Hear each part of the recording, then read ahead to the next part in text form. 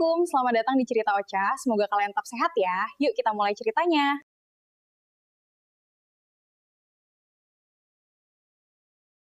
Di tengah hamparan dataran subur di timur Sumatera, berdirilah sebuah kerajaan yang dikenal dengan nama Kerajaan Delhi, kerajaan yang dihormati dan ditakuti karena keadilan raja dan kemakmuran rakyatnya. Sungai-sungai mengalir tenang membelah tanah yang hijau, membawa air segar ke sawah dan kebun, sementara pepohonan rindang tumbuh subur di sepanjang jalan menuju istana. Penduduknya hidup dalam kedamaian, bercocok tanam dan berdagang dengan penuh syukur. Istana kerajaan berdiri megah di atas bukit kecil, dikelilingi taman bunga dan kolam-kolam yang penuh teratai. Raja yang memerintah saat itu, Sultan Mahdum Paduka Raja Alam, dikenal luas karena kebijaksanaan dan keadilannya. Ia memerintah bersama permaisuri tercinta, Ratu Nur Intan, yang lembut dan penyayang. Dari cinta mereka lahirlah 3 anak yang kelak membawa nama besar kerajaan itu ke dalam legenda. 2 putra dan seorang putri, yang termuda, yang kelak dikenal dunia sebagai Putri Hijau. Sejak kecil, sang putri sudah menunjukkan keistimewaan yang tak biasa. Kulitnya bersinar lembut, seperti dilapisi kabut hijau tipis ketika ia berjalan di bawah sinar matahari pagi. Aura hijau itu membuat orang memanggilnya Putri Hijau, seolah alam sendiri memberikan restu atas kelahirannya.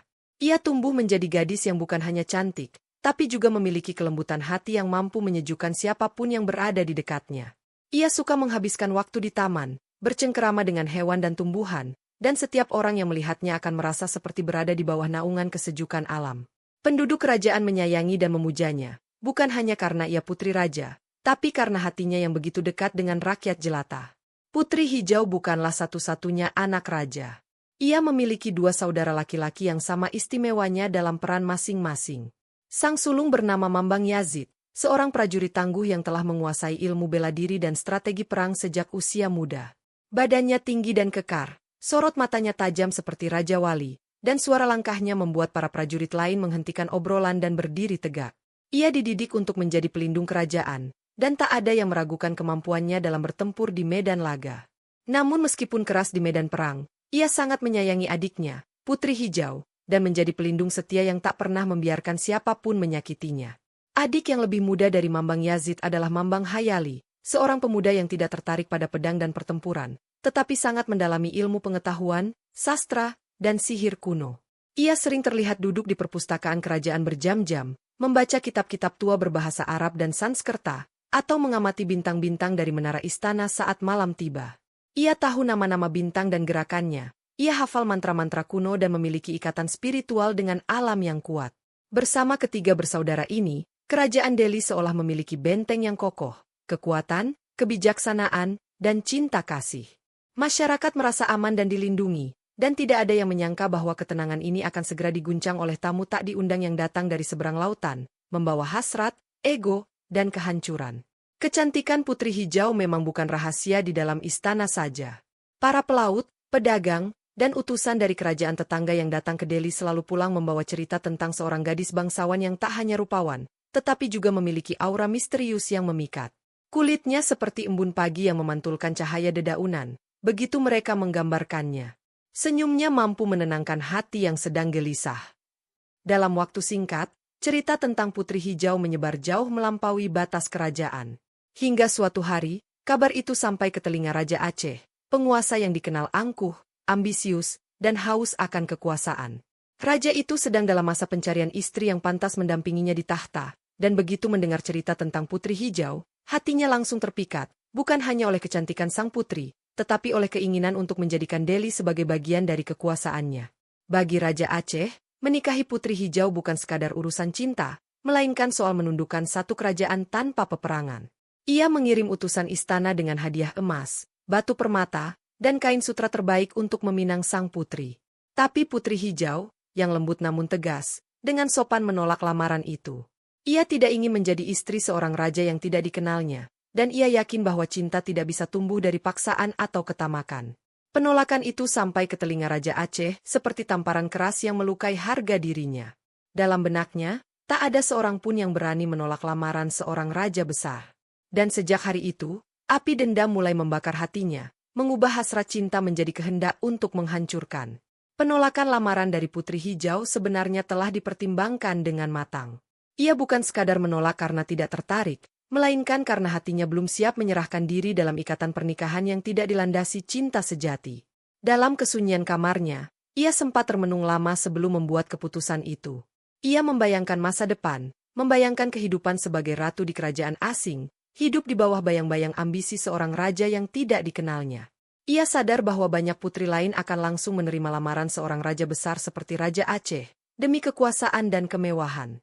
Tapi Putri Hijau berbeda. Ia lebih mencintai tanah kelahirannya, rakyatnya, dan alam yang telah membesarkannya. Ia ingin hidup untuk memberi manfaat bagi orang-orang di sekitarnya, bukan terperangkap dalam istana megah yang penuh dengan aturan dan intrik politik. Maka dengan hati yang teguh, ia menulis sepucuk surat, menyampaikan penolakannya secara halus, tanpa nada merendahkan, namun cukup tegas untuk dimengerti. Surat itu disampaikan oleh utusan kerajaan dengan penuh rasa hormat, disertai bingkisan balasan berupa kain tenun hasil buatan tangan rakyat Delhi dan ukiran dari kayu cendana sebagai simbol persaudaraan. Namun, bagi Raja Aceh, tak ada hadiah atau kalimat indah yang bisa menenangkan egonya yang terluka. Ia merasa harga dirinya diinjak-injak. Ia bukan hanya merasa ditolak sebagai pria, tapi juga sebagai penguasa. Maka ia bersumpah, suatu hari, kerajaan Delhi akan bertekuk lutut di hadapannya. Dan sumpah itu menjadi awal dari badai besar yang akan mengguncang seluruh tanah Delhi. Di istananya yang megah di pesisir utara Sumatera, Raja Aceh mulai menyusun rencana. Ia tidak serta-merta mengirim pasukan begitu saja. Ia menginginkan kemenangan yang tidak hanya fisik, tetapi juga psikologis. Ia ingin kerajaan Delhi tahu bahwa ini bukan sekadar perang karena cinta, tapi karena harga diri seorang raja yang tidak bisa diremehkan. Ia mengumpulkan panglima-panglima terbaiknya, ahli strategi, dan penasihat perang. Ia memerintahkan agar kapal-kapal perang disiapkan, dipenuhi persenjataan lengkap, termasuk meriam besar yang belum pernah digunakan sebelumnya.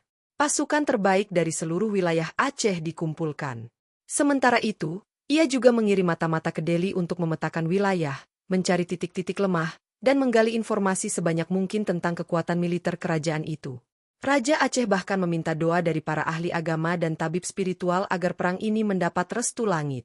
Ia tidak main-main. Ia ingin Delhi tunduk. Ia ingin Putri Hijau menyesal telah menolak cintanya. Ia ingin seluruh rakyat Delhi menyaksikan betapa berbahayanya menolak kehendak seorang raja besar. Dan ketika persiapan sudah matang, ia memerintahkan seluruh armada berlayar. Laut yang biasanya tenang mulai riuh oleh suara dayung, teriakan prajurit, dan dentuman genderang perang. Penduduk pesisir mulai resah melihat cakrawala dipenuhi kapal asing. Aroma bahaya mulai tercium. Dan di istana Delhi, kabar itu sampai seperti petir yang menyambar di siang bolong. Raja Aceh datang membawa perang. Ketika genderang perang mulai terdengar di perbatasan, kerajaan Delhi langsung bersiaga. Mambang Yazid, yang sejak awal sudah curiga dengan reaksi Raja Aceh, tidak membuang waktu. Ia segera mengerahkan pasukan inti untuk menjaga wilayah pantai dan pelabuhan. Prajurit-prajurit terbaik dipersenjatai dan ditempatkan di titik-titik strategis.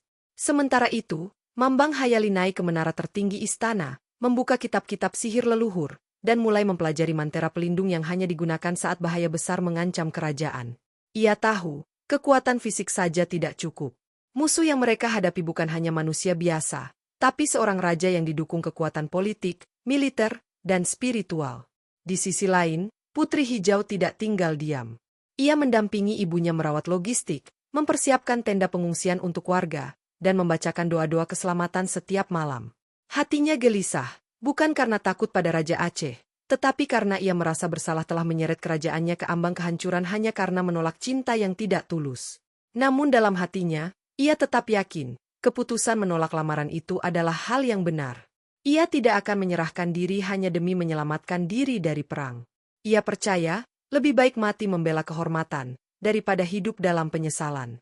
Maka ketika fajar menyingsing dan barisan kapal perang Raja Aceh mulai terlihat di cakrawala, semua penduduk Delhi berdiri dalam diam, menyaksikan langit yang mulai menggelap meski matahari baru naik. Hari itu, sejarah mulai mencatat awal dari sebuah legenda yang kelak akan terus dikenang sepanjang masa. Fajar itu menjadi fajar yang berbeda dari biasanya. Di ufuk timur, tempat di mana mentari biasanya muncul membawa harapan baru, kini justru terlihat samar-samar asap hitam menjulang ke angkasa. Kapal-kapal perang Aceh mendekat dengan barisan yang sangat rapi, laksana tembok baja yang mengapung di atas laut. Bendera-bendera kebesaran kerajaan Aceh berkibar angkuh di puncak tiangnya, dan teriakan prajurit terdengar menggema dari kejauhan. Suara dentuman genderang perang bertalu-talu, menciptakan irama yang mencekam seluruh daratan. Warga Delhi yang tinggal di pesisir berlarian menyelamatkan diri ke pedalaman, menuju desa-desa kecil yang lebih aman. Di balik jendela istana, Putri Hijau berdiri memandang lautan luas, matanya tertuju pada titik-titik hitam yang kian membesar mendekati pantai. Ia tahu, waktunya sudah tiba. Takdirnya tidak lagi bisa dihindari. Ia menunduk perlahan dan berdoa dengan penuh kesungguhan. Di tangannya, terpegang erat liontin kecil yang diberikan ibunya saat ia masih kecil. Sebuah jimat pelindung yang konon diwariskan turun-temurun oleh para wanita bangsawan Delhi. Sementara itu, di halaman istana, Mambang Yazid berdiri tegak memeriksa barisan pasukan. Ia tidak menunjukkan rasa gentar sedikit pun.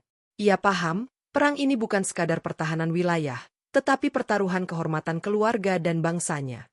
Jangan biarkan rasa takut memimpin langkahmu, katanya kepada pasukan. Hari ini, kita bukan hanya melawan pasukan Aceh. Kita melawan kesombongan. Kita melawan ketidakadilan. Kata-kata itu menggema kuat, menyuntikkan semangat ke dada setiap prajurit Delhi yang sudah siap mengorbankan jiwa demi tanah mereka. Ketika kaki pasukan Aceh menjejak pasir pantai Delhi, pertempuran segera meletus seperti api yang disiram bensin. Panah pertama melesat dari sisi timur, disusul rentetan lemparan tombak dari pasukan Mambang Yazid. Suara dentuman meriam dari kapal-kapal perang Aceh menghantam daratan, menciptakan lubang-lubang besar di tepi pantai. Asap, debu, dan jeritan mulai bercampur menjadi satu dalam kekacauan. Pasukan Delhi yang jumlahnya lebih sedikit terpaksa bertarung dengan strategi gerilya, memanfaatkan celah-celah hutan dan medan yang mereka kuasai dengan baik. Di balik pepohonan, para pemanah bersiaga, sementara pasukan infanteri menyergap dari balik semak-semak. Mambang Yazid memimpin langsung di garis depan, pedangnya berkilau di bawah cahaya matahari, menebas musuh satu persatu dengan ketepatan dan kekuatan yang mematikan. Namun musuh terus berdatangan, seolah tidak habis-habis. Raja Aceh memimpin dari kapal utamanya, memberi aba-aba dengan lantang. Ia tidak pernah turun langsung ke medan perang, namun ia mengamati dengan tajam dari kejauhan. Ia tersenyum melihat pasukannya berhasil menembus barisan pertahanan luar Delhi. Segera rebut istana, perintahnya. Tangkap Putri Hijau hidup-hidup. Tapi Raja Aceh tidak tahu bahwa yang ia hadapi bukanlah sekadar perempuan cantik biasa, melainkan putri dari tanah yang diberkati, dilindungi oleh alam, dan dijaga oleh dua saudara yang siap mengorbankan segalanya demi dirinya. Pertempuran terus berlangsung hingga matahari tergelincir ke barat, meninggalkan langit merah darah yang menjadi saksi bisu jatuhnya ratusan nyawa demi kehormatan dan cinta yang ditolak. Sementara medan perang di daratan berubah menjadi neraka, di atas menara istana, Mambang Hayali duduk bersila dalam diam. Di depannya terbuka lebar sebuah kitab tua bersampul kulit kerbau, bertuliskan aksara yang hanya bisa dibaca oleh mereka yang mewarisi ilmu leluhur. Ia menggumamkan mantra pelindung yang turun-temurun diwariskan oleh para dukun istana, mantra yang konon dapat membungkus kerajaan dengan perisai tak kasat mata. Di sekelilingnya, lilin-lilin menyala, asap kemenyan menguar perlahan, dan suara angin berubah menjadi nyanyian pelan yang mengiringi setiap bacaan. Ia tahu, kekuatan manusia punya batas. Maka kini ia memanggil kekuatan alam. Udara tiba-tiba menjadi lebih berat, langit menggelap cepat, dan awan hitam berkumpul di atas wilayah istana. Petir menyambar dua kali di kejauhan, dan angin laut berubah liar, membuat kapal-kapal Aceh berguncang. Salah satu kapal terbesar hampir karam dihantam ombak tinggi yang muncul entah dari mana. Raja Aceh yang menyaksikan perubahan cuaca itu mulai curiga. Ada yang aneh, katanya pada penasihat spiritualnya. Langit ini seakan menolak kita. Tapi ia terlalu keras kepala untuk mundur. Sementara itu, Mambang Hayali membuka gulungan kecil dari kulit kijang, berisi jimat terakhir, jimat yang hanya boleh digunakan jika kerajaan benar-benar di ujung tanduk. Ia menggenggamnya erat, menatap langit, dan berbisik, jika waktunya tiba, biarlah alam yang menjaga adikku. Sebab ia tahu, ada takdir besar yang sedang bergerak, dan Putri Hijau bukan sekadar manusia biasa. Ia adalah bagian dari sesuatu yang lebih dalam, lebih tua, dan lebih suci dari yang bisa dibayangkan oleh siapapun, termasuk Raja Aceh. Istana Delhi mulai kehilangan nafasnya. Pasukan Aceh, meski sempat terhambat oleh cuaca yang mengganas, akhirnya berhasil menembus barikade pertahanan utama. Benteng luar telah runtuh, dan kini mereka bergerak mendekati jantung kerajaan. Jalanan utama yang mengarah ke gerbang istana dipenuhi puing-puing, tubuh-tubuh tak bernyawa, dan asap yang membumbung dari rumah-rumah warga yang terbakar. Di dalam istana, ketegangan meluap seperti uap dari air mendidih. Para pelayan menangis dalam bisu, Para penjaga mengatur barisan terakhir di halaman depan, sementara keluarga kerajaan berkumpul di ruang tahta yang sunyi. Putri Hijau berdiri di tengah ruangan, mengenakan busana hijau zamrud dengan selendang emas yang menjuntai dari pundaknya. Wajahnya tetap tenang, matanya tajam, seolah ia bukan gadis yang tengah dikepung oleh musuh, tetapi seorang ratu yang sudah siap menghadapi akhir dengan kehormatan. Mambang Yazid, dengan luka di pelipisnya dan darah di ujung pedangnya, berlutut di hadapannya. "Maafkan aku, adikku," bisiknya. "Aku tidak bisa menghentikan mereka." Putri Hijau memegang tangannya dengan lembut dan menggeleng. "Kau sudah berjuang lebih dari cukup, Kakanda. Ini bukan tentang menang atau kalah lagi. Ini tentang menjaga kehormatan." Dari jauh, suara trompet perang Aceh mulai terdengar jelas. Mereka sudah mendekati gerbang utama. Waktu hampir habis. Mambang Hayali muncul dari lorong dalam, membawa sepotong pusaka yang selama ini disimpan di ruang rahasia. Keris hutan laut, senjata warisan leluhur yang hanya akan digunakan ketika kerajaan benar-benar menghadapi kehancuran mutlak. Ia menatap sang adik dan berkata dengan suara parau, "Apapun yang terjadi setelah ini, jangan pernah menyesali pilihanmu." Ketika gerbang istana akhirnya didobrak, pasukan Aceh menyerbu masuk seperti gelombang air bah.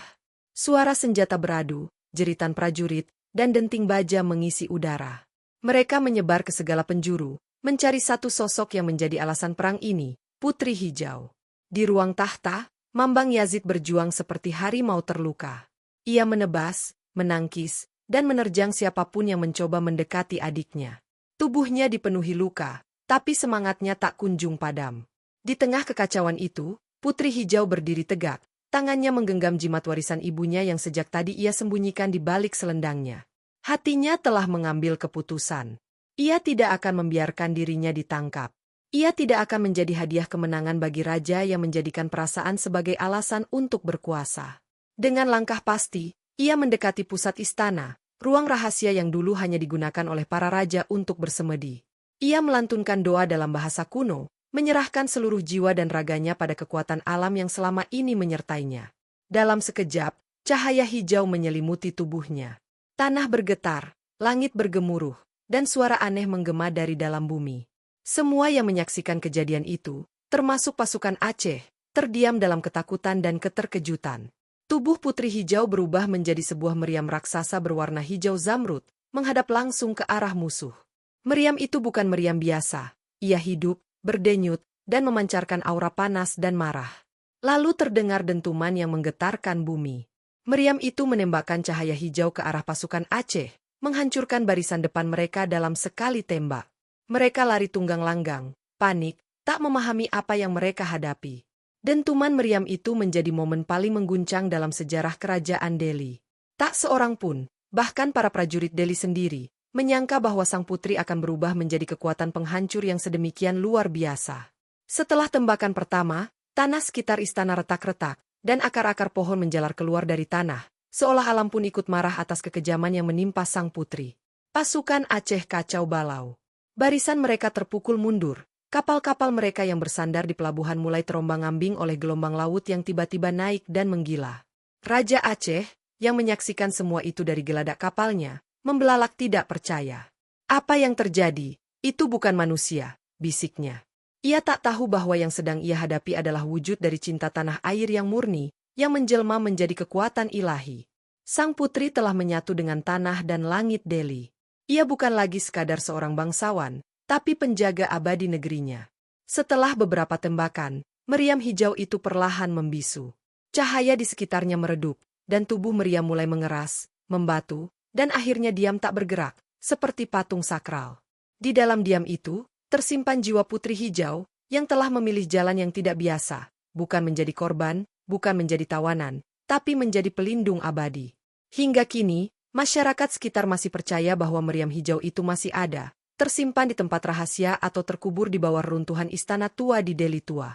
Kadang, saat malam sunyi dan angin laut bertiup dari arah Aceh, mereka bisa mendengar suara dentuman samar dari kejauhan, seolah Putri Hijau masih menjaga batas tanah kelahirannya dari bahaya yang mungkin datang kembali. Setelah dentuman terakhir dari meriam hidup yang diyakini sebagai perwujudan Putri Hijau, medan perang berubah menjadi sunyi. Tidak ada lagi teriakan. Tidak ada lagi bunyi pedang beradu. Yang tersisa hanyalah asap mengepul dan rintihan mereka yang selamat namun terluka, baik fisik maupun batin. Raja Aceh menyadari bahwa ia tidak sedang menghadapi pasukan manusia biasa, tapi kekuatan yang jauh lebih besar dari dirinya, akhirnya memerintahkan pasukannya untuk mundur. Ia meninggalkan pelabuhan Delhi dengan rasa malu dan kekalahan yang tak bisa ia katakan. Hatinya yang tadinya menyala karena amarah dan dendam, kini justru dikepung oleh rasa bersalah yang diam-diam menghantui. Ia tak pernah menyangka bahwa lamarannya, yang ia anggap sebagai bentuk cinta, justru menjadi api yang membakar satu kerajaan, dan mengorbankan seorang putri yang hanya ingin memilih jalannya sendiri. Sementara itu, Mambang Yazid yang selamat dengan luka di sekujur tubuhnya, memimpin para penyintas untuk menguburkan jenazah para pahlawan yang gugur. Ia tak menangis, bukan karena tak sedih, tapi karena air matanya sudah kering oleh pertempuran panjang. Ia berdiri di reruntuhan istana, memandang langit yang perlahan cerah, dan berjanji dalam hati bahwa Putri Hijau tidak akan pernah dilupakan. Di tengah puing-puing, ia menemukan jimat kecil yang pernah digenggam adiknya, kini hancur dan retak. Ia menggenggamnya erat dan menunduk, lalu berbisik lirih, "Engkau tidak hilang, engkau menjadi tanah ini. Engkau hidup dalam setiap desir angin yang membelai hutan Delhi." Hari itu, seluruh rakyat Delhi berkabung. Tapi dalam duka itu, mereka juga merasakan sesuatu yang ganjil, semacam ketenangan baru yang turun dari langit, seolah Putri Hijau, dalam bentuk yang lain, sedang memeluk tanah kelahirannya dengan cinta yang abadi. Hari-hari setelah perang berlalu dengan pelan, seperti langit mendung yang enggan beranjak dari atas kepala. Rakyat Delhi membangun kembali rumah mereka yang hancur, menanam kembali sawah yang terbakar, dan mencoba menjalani hidup dengan hati yang masih setengah kosong. Tidak mudah. Setiap sudut kota mengingatkan mereka pada apa yang hilang. Istana yang dulu megah kini hanya tinggal rangka batu dan puing kayu. Namun di tengah puing-puing itu, tumbuh tunas-tunas kecil, daun-daun hijau segar yang seperti tumbuh lebih cepat dari biasanya. Di reruntuhan taman kerajaan, bunga-bunga yang dulu menjadi kesayangan Putri Hijau bermekaran kembali, seolah alam sendiri sedang mengobati luka. Anak-anak mulai berlarian lagi di pelataran desa. Para ibu kembali menenun kain. Dan para tetua mulai duduk di serambi rumah, menceritakan kembali kisah-kisah lama, terutama tentang Putri Hijau. Nama sang putri tidak pernah dilupakan. Sebaliknya, ia menjadi bagian dari kehidupan sehari-hari.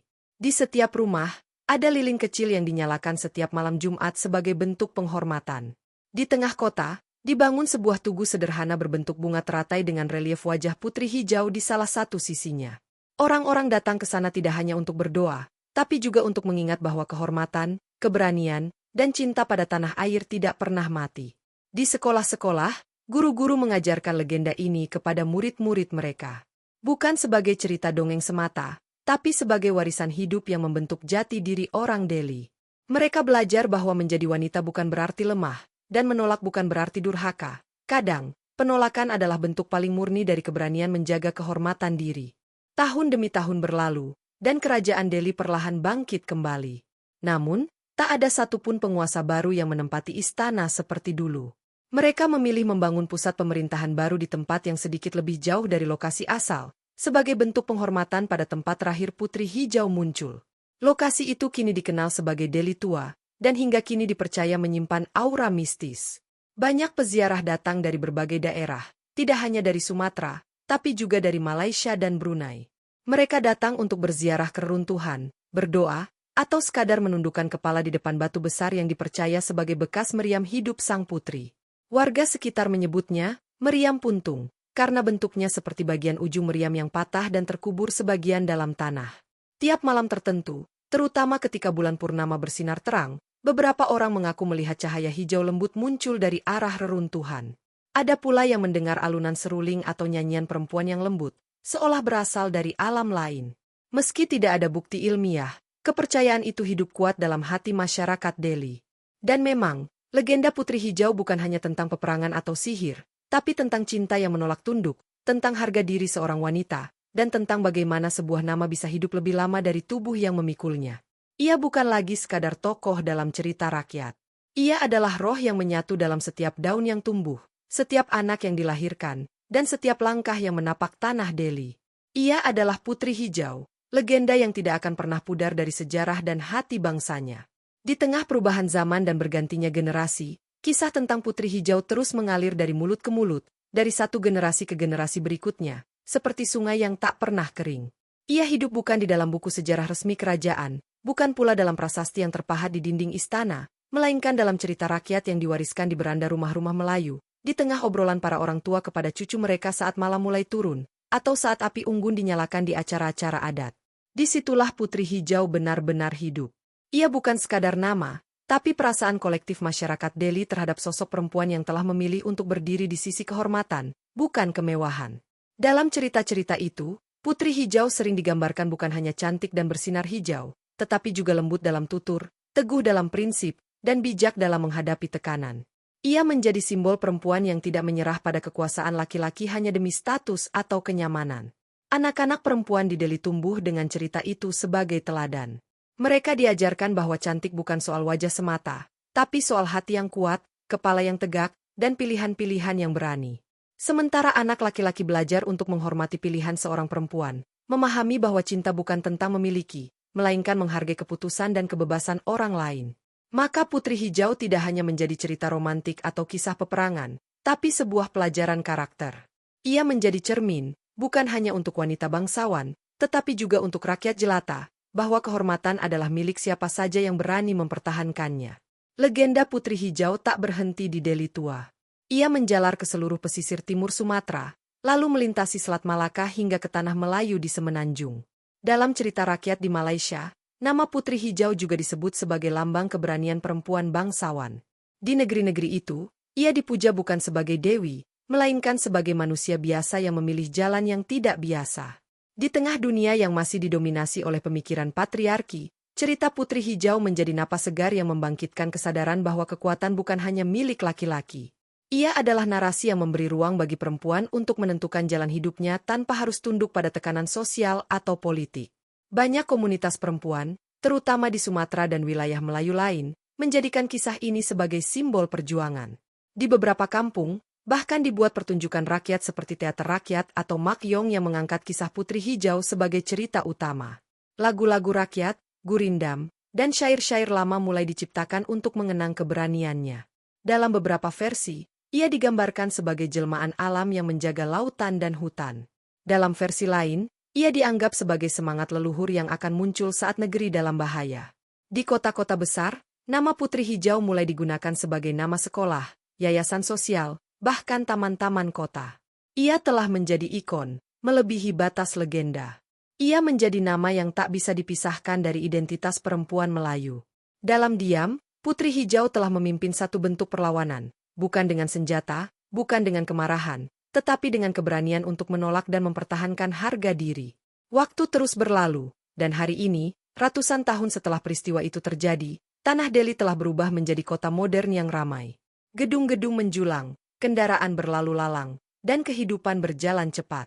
Namun, di sela-sela kesibukan itu, cerita tentang Putri Hijau tetap hidup di hati masyarakatnya. Di sekolah-sekolah dasar, masih ada guru yang bercerita tentang Putri Hijau di kelas bahasa dan sejarah lokal. Di rumah-rumah tua yang berarsitektur Melayu, potret wanita berselendang hijau masih digantung di dinding sebagai simbol pelindung rumah. Bahkan, di media sosial generasi muda, kisahnya dibagikan ulang dalam bentuk video pendek, ilustrasi digital, dan puisi modern. Ia melintasi zaman dengan lentur, menyentuh generasi digital tanpa kehilangan ruh aslinya. Di Delhi tua, makam tua yang diakini sebagai tempat penguburan jasmani saudara-saudaranya dirawat dengan baik. Tiap tahunnya, ada peringatan kecil, semacam kenduri adat, yang dihadiri masyarakat lokal untuk mengenang pengorbanan keluarga kerajaan dalam mempertahankan tanah mereka. Warga membawa sesaji sederhana, buah-buahan, bunga melati, air bersih, dan kain hijau yang diletakkan di atas batu. Mereka tak menyembah, tetapi menghormati. Bagi mereka, Putri Hijau bukan sekadar pahlawan, tapi saudara, seseorang yang menjaga mereka dari kejauhan. Dalam diam, ia menjadi bagian dari kehidupan spiritual dan emosional masyarakat. Nama Putri Hijau diucapkan dengan pelan namun penuh kekuatan, seperti doa yang tak pernah kehilangan makna, seperti mantra yang terus bergaung di antara akar-akar sejarah yang dalam. Ia bukan hanya milik masa lalu. Ia adalah milik setiap hati yang percaya bahwa cinta sejati adalah cinta yang mampu menolak demi kebenaran. Dalam dunia yang semakin terhubung dan serba cepat, kisah-kisah lama seringkali tertinggal, terkubur oleh gempuran informasi dan budaya baru yang datang tanpa henti. Namun, kisah Putri Hijau tampaknya menolak untuk dilupakan. Justru dalam gelombang perubahan itu, cerita ini menemukan cara baru untuk hidup dan berbicara kepada generasi sekarang. Para seniman, sastrawan, dan budayawan mulai mengangkat kisah ini ke dalam karya-karya modern. Beberapa tahun terakhir, muncul pementasan teater kontemporer berjudul Hijau yang Terakhir, yang menggambarkan Putri Hijau bukan hanya sebagai seorang putri dari kerajaan masa lalu, tetapi sebagai lambang perempuan masa kini yang menghadapi tekanan sosial, cinta yang dipaksakan, dan dilema antara mengikuti hati atau tunduk pada sistem. Dalam pementasan itu, Putri Hijau tampil dengan busana hijau modern yang tetap syarat makna. Musik pengiringnya tidak lagi hanya gamelan atau instrumen tradisional, melainkan dipadukan dengan instrumen elektronik yang menciptakan nuansa magis dan mencekam. Pementasan itu sukses menghipnotis penonton, tak hanya di Sumatera, tapi juga saat dibawa tur ke Jakarta, Yogyakarta, hingga Singapura. Di dunia digital, komik digital berjudul Emerald Princess, Putri Zamrud, memvisualisasikan kembali kisah Putri Hijau dalam format manga atau webtoon. Anak-anak muda membaca kisah itu dengan antusias, menyerap nilai-nilai yang dibawa di balik cerita fantasi tersebut. Bahkan, kisah ini diangkat dalam film pendek independen oleh sineas muda asal Medan, yang menggambarkan Putri Hijau sebagai aktivis lingkungan yang melawan korporasi besar demi menyelamatkan hutan. Adaptasi itu menunjukkan bahwa meskipun kisah Putri Hijau berasal dari zaman kerajaan, nilai-nilai yang ia bawa tetap relevan hari ini, tentang memilih jalan yang benar, meski harus sendiri. Tentang mempertahankan hak, meski harus kehilangan kenyamanan. Dan tentang menjadi suara yang bersinar hijau di tengah gelapnya kekuasaan yang menindas. Legenda Putri Hijau telah menjadi bagian yang tak terpisahkan dari identitas masyarakat Sumatera Utara, khususnya etnis Melayu Deli. Ia hadir tidak hanya sebagai cerita masa lalu, tetapi sebagai akar budaya yang memperkuat jati diri kolektif. Dalam festival-festival budaya yang digelar tiap tahun di Medan dan Deli Tua, kisah Putri Hijau selalu menjadi tema utama. Ada pertunjukan tari yang menampilkan gerak-gerik anggun khas perempuan Melayu, mengenakan kain hijau dan hiasan kepala keemasan. Ada juga lomba mendongeng tingkat pelajar, di mana anak-anak SD hingga SMA diminta membawakan versi mereka sendiri dari kisah Putri Hijau. Bukan untuk menilai siapa yang paling benar, tetapi untuk menghidupkan kembali semangat bercerita dan menanamkan nilai-nilai luhur dalam hati generasi muda. Di lingkungan akademik, banyak skripsi dan tesis telah ditulis membahas makna filosofis legenda ini. Para peneliti budaya melihat Putri Hijau sebagai representasi dari sosok perempuan ideal dalam perspektif Melayu, yang tidak tunduk pada dominasi, yang mencintai tanah air, dan yang rela berkorban untuk kehormatan. Bahkan dalam politik lokal, beberapa tokoh perempuan yang mencalonkan diri sebagai pemimpin menggunakan simbol-simbol Putri Hijau dalam kampanyenya, bukan sebagai eksploitasi legenda, tetapi sebagai inspirasi moral. Di sekolah-sekolah, guru-guru bahasa Indonesia dan seni budaya mulai mengaitkan pelajaran sastra dengan kisah ini, menekankan bahwa cerita rakyat bukan hanya warisan, tetapi jantung dari siapa kita sebagai bangsa. Dengan begitu, legenda Putri Hijau tidak hanya menjadi kenangan, tapi napas yang terus dihirup oleh setiap orang yang merasa bagian dari tanah ini. Ketika nilai-nilai lokal kuat dan autentik, tak jarang mereka menjelma menjadi bagian dari kesadaran nasional. Itulah yang terjadi pada legenda Putri Hijau. Dari cerita yang dahulu hanya beredar di seputar Sumatera Utara, kini ia telah menjadi bagian dari warisan budaya tak benda Indonesia. Pemerintah daerah telah mengajukan kisah ini sebagai salah satu dari banyak cerita rakyat yang perlu didaftarkan dan dilestarikan secara resmi oleh Kementerian Pendidikan dan Kebudayaan. Sebab nilai yang diusung Putri Hijau adalah nilai universal, tentang hak perempuan untuk memilih, tentang keberanian melawan penindasan, tentang cinta pada tanah air, dan tentang pengorbanan untuk sesuatu yang lebih besar dari diri sendiri. Beberapa universitas di luar Sumatera bahkan mulai memasukkan kisah ini dalam kurikulum sastra dan budaya Nusantara. Seminar-seminar budaya yang membahas kesetaraan gender dan akar lokal dalam perjuangan perempuan seringkali mengutip kisah Putri Hijau sebagai contoh narasi yang mendahului zamannya. Media nasional pun mulai tertarik. Program televisi bertema sejarah dan budaya menayangkan dokumenter khusus tentang asal-usul Putri Hijau, menelusuri jejaknya dari Deli Tua hingga pengaruhnya di tanah Melayu. Bahkan ada rencana menjadikan lokasi Meriam Puntung sebagai bagian dari destinasi wisata budaya prioritas nasional, lengkap dengan pusat informasi sejarah dan taman edukasi untuk anak-anak. Semua ini membuktikan bahwa legenda yang lahir dari kesunyian istana yang runtuh, kini telah menjadi suara yang menggema di seluruh negeri. Putri Hijau bukan lagi hanya milik Deli, tetapi telah menjadi milik Indonesia, sebuah simbol bahwa kisah lokal, jika dijaga dengan cinta dan keyakinan, bisa tumbuh menjadi inspirasi nasional yang abadi. Meski kisah Putri Hijau telah diterjemahkan ke dalam berbagai bentuk budaya modern, sisi mistis dari legenda ini tetap bertahan, bahkan menguat di kalangan masyarakat yang percaya bahwa dunia tak hanya terdiri dari yang kasat mata. Di kalangan orang-orang tua Deli Tua, Putri Hijau bukan sekadar tokoh sejarah, tapi roh penjaga tanah yang hidup di antara pohon-pohon tua dan sungai-sungai kecil yang mengalir di kaki bukit bekas istana. Mereka percaya bahwa aura Putri Hijau bisa dirasakan oleh orang-orang yang datang dengan hati bersih, niat tulus, dan tanpa kesombongan. Tak sedikit yang mengaku melihat cahaya hijau berkelebat di antara pepohonan saat malam bulan purnama. Beberapa orang yang tersesat di hutan Delhi, jika mereka memanggil nama sang putri dengan sopan dan hati-hati, akan menemukan jalan pulang tiba-tiba, seolah dituntun oleh tangan tak terlihat. Ada juga kisah dari para petani yang mengaku panen mereka melimpah setelah bermimpi didatangi sosok perempuan berselendang hijau, yang tersenyum dan menaburkan benih emas ke sawah mereka.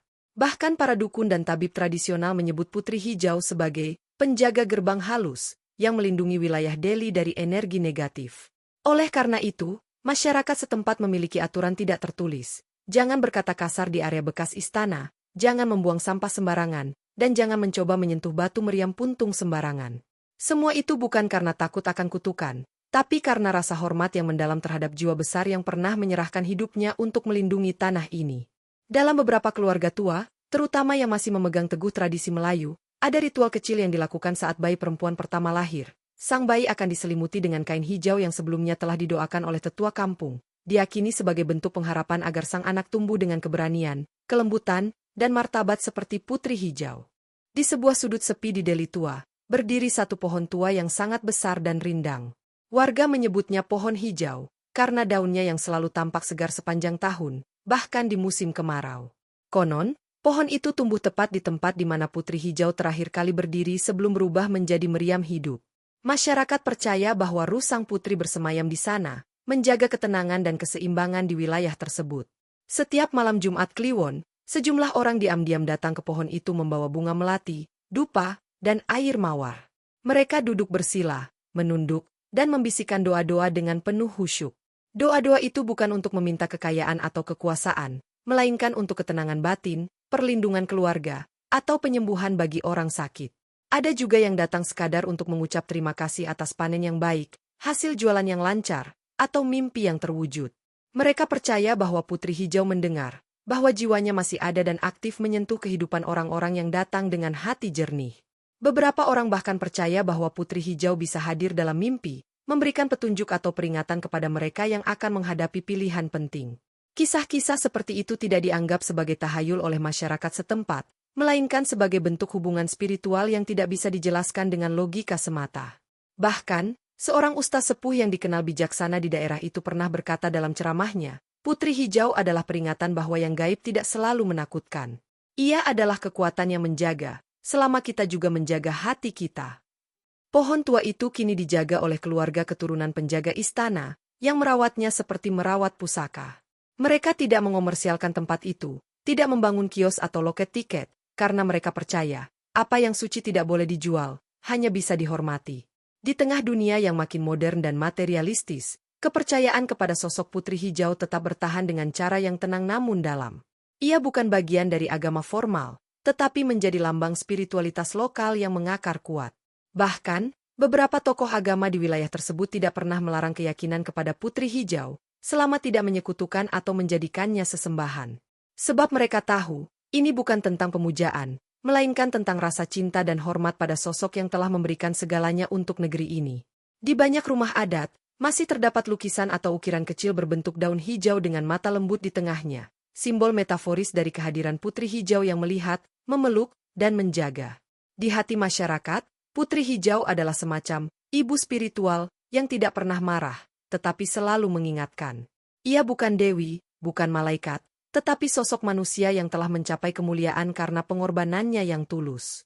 Bahkan dalam perdebatan sosial modern, seperti isu lingkungan, hak perempuan, dan budaya lokal, nama Putri Hijau kerap disebut sebagai contoh nilai-nilai yang bisa menjadi landasan moral.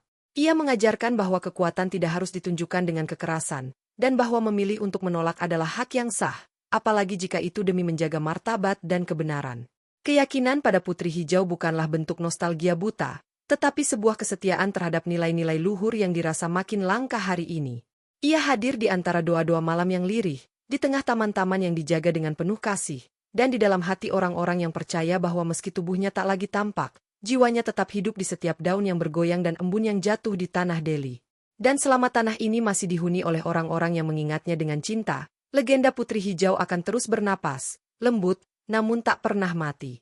Di antara dunia yang bergerak cepat dan ingatan-ingatan yang perlahan pudar, legenda Putri Hijau menjelma menjadi jembatan emosional antara generasi tua dan generasi muda.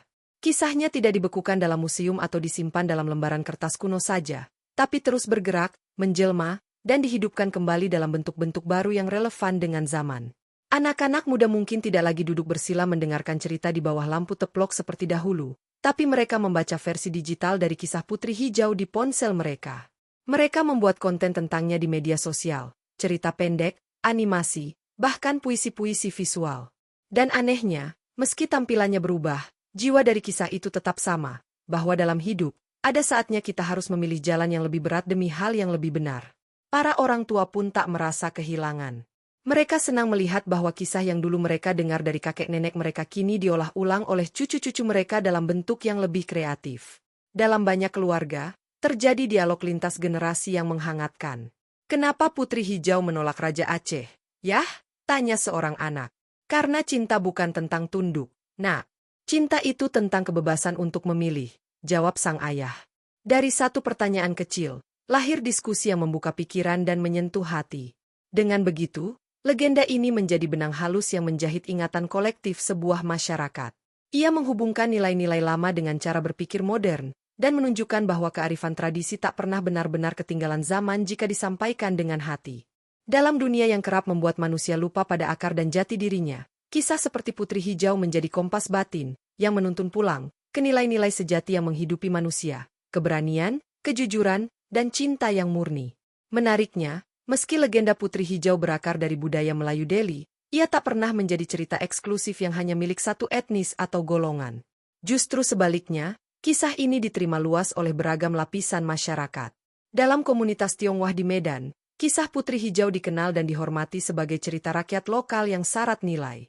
Beberapa keluarga bahkan menggantung lukisan bergaya klasik Tionghoa yang menggambarkan sang putri di taman bunga.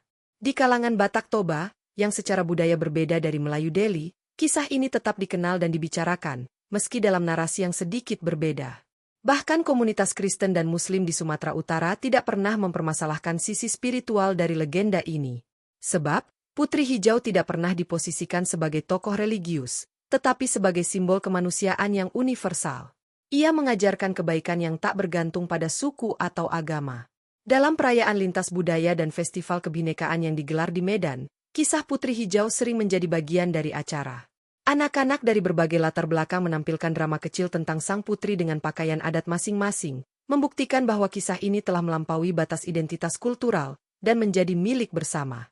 Dalam dunia yang semakin mudah terpecah karena perbedaan, kisah seperti Putri Hijau menjadi pengingat bahwa nilai-nilai luhur bisa menyatukan, bukan memisahkan. Ia tidak memaksa untuk disembah atau diikuti secara seragam, tetapi mengundang untuk dipahami, dirasakan, dan dimaknai sesuai dengan hati masing-masing. Dalam kisahnya, tidak ada yang dikalahkan, kecuali keserakahan dan kesombongan. Dan yang dimenangkan bukan hanya kehormatan satu orang, tapi kemurnian hati manusia yang memilih kebenaran meski sendirian. Di suatu sore yang sepi di Delhi Tua, seorang anak kecil duduk di bawah pohon rindang bersama neneknya.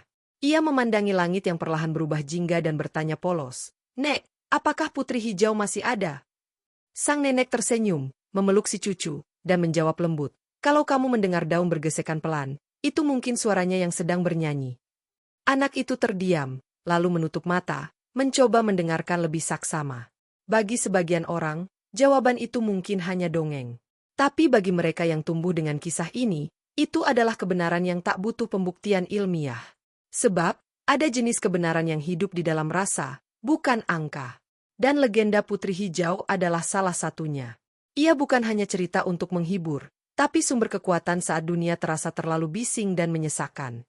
Ia adalah suara sunyi yang mengingatkan kita tentang makna pengorbanan, tentang keindahan menjadi diri sendiri, dan tentang kekuatan cinta yang tidak menyerah pada kekuasaan.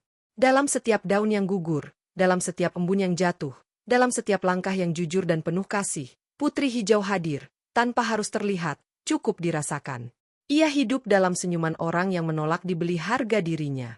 Dalam langkah perempuan yang memilih hidup apa adanya daripada tunduk pada paksaan. Dalam doa-doa kecil yang diucapkan dengan tulus di malam-malam yang hening.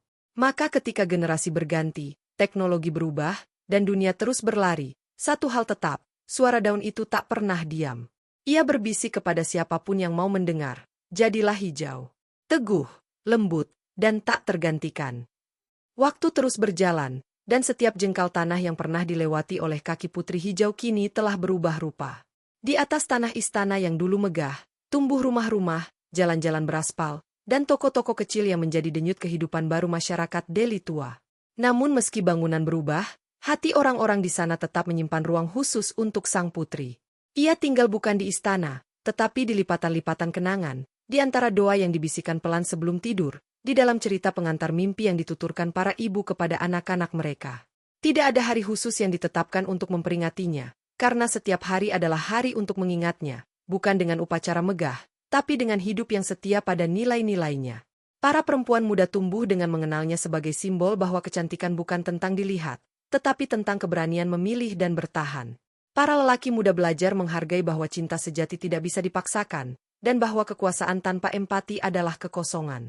Putri hijau hidup dalam diam yang kuat. Ia tidak memerlukan patung besar atau monumen megah, karena ia telah berdiri tegak di dalam hati mereka yang percaya padanya. Dan meski zaman telah berubah, dunia telah membuka begitu banyak pintu, manusia kembali mencari sesuatu yang dalam, sesuatu yang membuat mereka merasa utuh. Disitulah putri hijau hadir. Ia adalah pengingat bahwa martabat tidak pernah usang, bahwa harga diri adalah harta, dan bahwa keindahan sejati adalah kesetiaan kepada nurani. Maka dalam hati setiap orang yang pernah mendengar kisahnya, putri hijau tidak pernah pergi. Ia diam, tapi tidak hilang. Ia sunyi, tapi tidak dilupakan. Ia adalah keheningan yang penuh cahaya, menerangi jalan pulang bagi siapapun yang hampir kehilangan dirinya di tengah keramaian dunia. Tidak semua warisan perlu diukir di batu atau ditulis dalam kitab tebal untuk bertahan. Ada warisan yang mengalir seperti sungai bawah tanah, tak terlihat di permukaan, tapi menyuburkan segalanya dari dalam. Itulah warisan putri hijau, tak tertulis, tapi tak tergantikan. Ia mewariskan kepada bangsanya cara untuk mencintai dengan hati yang jernih, cara untuk bertahan tanpa menjadi keras, dan cara untuk menolak tanpa membenci. Di banyak tempat, cerita rakyat hanya menjadi dongeng yang didengar lalu dilupakan. Tapi putri hijau tidak demikian. Ia adalah cerita yang berubah menjadi nilai, lalu menanamkan akar dalam perilaku masyarakat. Ia menjadi standar diam-diam bagi banyak orang. Saat seseorang dihadapkan pada pilihan sulit, kisahnya kembali melintas. Saat perempuan muda merasa tertekan oleh norma yang tidak adil, nama putri hijau hadir sebagai kekuatan. Saat seorang ibu melepas anak perempuannya untuk menempuh hidup yang ia pilih sendiri, ia tersenyum dan berkata, "Jadilah sekuat putri hijau." Maka, meski kita tak melihatnya, kita bisa merasakannya. Meski kita tak memegang tangannya, kita tahu ia menyentuh kita. Warisannya tidak memudar oleh waktu, karena ia hidup dalam bentuk paling kuat yang bisa diwariskan, kesadaran kolektif yang menyatukan batin banyak orang dalam cinta, kehormatan, dan keteguhan hati. Ia bukan sekadar dongeng, bukan pula sekadar sejarah. Ia adalah cermin, dan siapapun yang berani bercermin padanya akan melihat versi terbaik dari dirinya sendiri. Dan kini, saat dunia semakin penuh cahaya palsu dan suara-suara keras yang saling bersaing, nama putri hijau tetap bersinar dengan caranya sendiri. Ia tak perlu sorotan, tak perlu panggung, karena ia adalah cahaya itu sendiri, cahaya hijau yang muncul dari dalam, yang menyinari hati orang-orang yang masih percaya bahwa kebaikan itu sederhana, bahwa kekuatan tidak harus ditunjukkan dengan kekerasan, dan bahwa cinta sejati selalu memberi ruang untuk memilih. Ia adalah cahaya yang tak padam, bahkan saat semua lampu dunia dipadamkan. Ia hidup dalam setiap langkah perempuan yang memilih jalan sunyi namun benar. Ia hidup dalam setiap laki-laki yang rela melepaskan cinta yang tak bisa ia genggam dengan hormat. Ia hidup dalam setiap masyarakat yang berani melindungi tanah mereka, meski harus kehilangan kenyamanan. Cahaya itu muncul dalam senyum pelan seseorang yang tahu bahwa ia telah melakukan hal yang benar, meski tak disanjung. Ia adalah putri hijau, putri dari tanah, dari langit, dari nurani. Ia bukan hanya penjaga masa lalu, tetapi penuntun masa depan. Dan selagi masih ada satu orang saja yang berjalan dengan niat murni, yang menolak untuk menjual harga dirinya, maka cahaya itu akan terus menyala. Hijau, hangat, tak tergantikan. Maka ketika angin berembus dari arah timur dan daun-daun mulai bergoyang perlahan, ingatlah bahwa ia tidak pernah pergi. Ia hanya berubah wujud, dari putri menjadi legenda, dari legenda menjadi cahaya, dan dari cahaya menjadi bagian dari jiwa kita semua. Putri hijau, selamanya, adalah cerita tentang kita. Tentang keberanian, cinta, dan keteguhan hati yang tak akan pernah padam. Terima kasih sudah mendengar cerita Ocha. Jangan lupa like, komen, dan subscribe ya.